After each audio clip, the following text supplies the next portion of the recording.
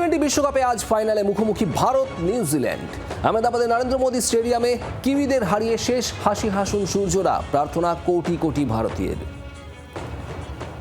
India যা cricket খেলেছে বিগত কতগুলো ম্যাচ ধরে সত্যিই দুর্দান্ত।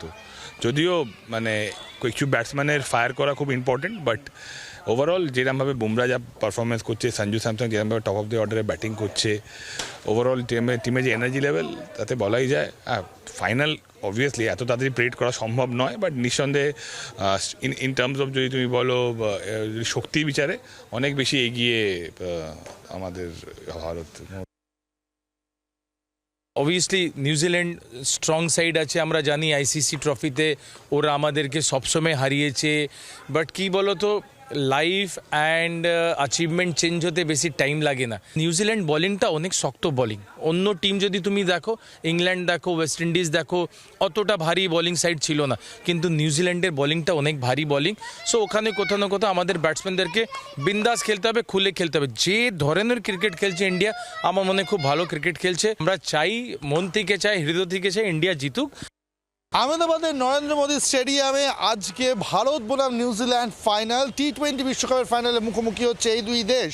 এবং আহমেদাবাদের আকাশে সূর্যোদয় হবে কিনা তা জানার জন্য অপেক্ষা করতে হবে আজকে রাত পর্যন্ত।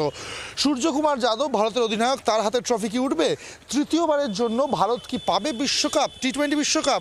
সময়ের অপেক্ষা। তবে নিউজিল্যান্ডের বিরুদ্ধে কিন্তু কঠিন লড়াই ভারতের।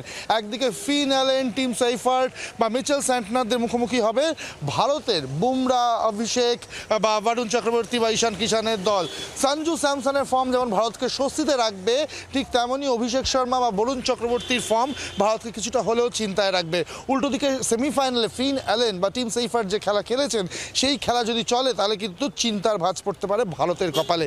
কি হবে নরেন্দ্র মোদী স্টেডিয়ামে? কারণ যা স্টেডিয়ামে থাকবেন তারা তো ফাইনালের উপভোগ করবেন, ফাইনালের সমস্ত আনন্দ উপভোগ করবেনই। তবে সন্ধ্যে 7টার পর আপামর ভারতবাসীর নজর যে টেলিভিশন স্ক্রিনে থাকবে ভারতের ম্যাচের দিকে বলাই বাহুল্য। ক্যামেরা দীপের সাথে অর্কদীপ্ত, জি 24 ঘন্টা, কলকাতা। বাংলার আওয়াজ, বাঙালির আবেগ, জি 24 ঘন্টা।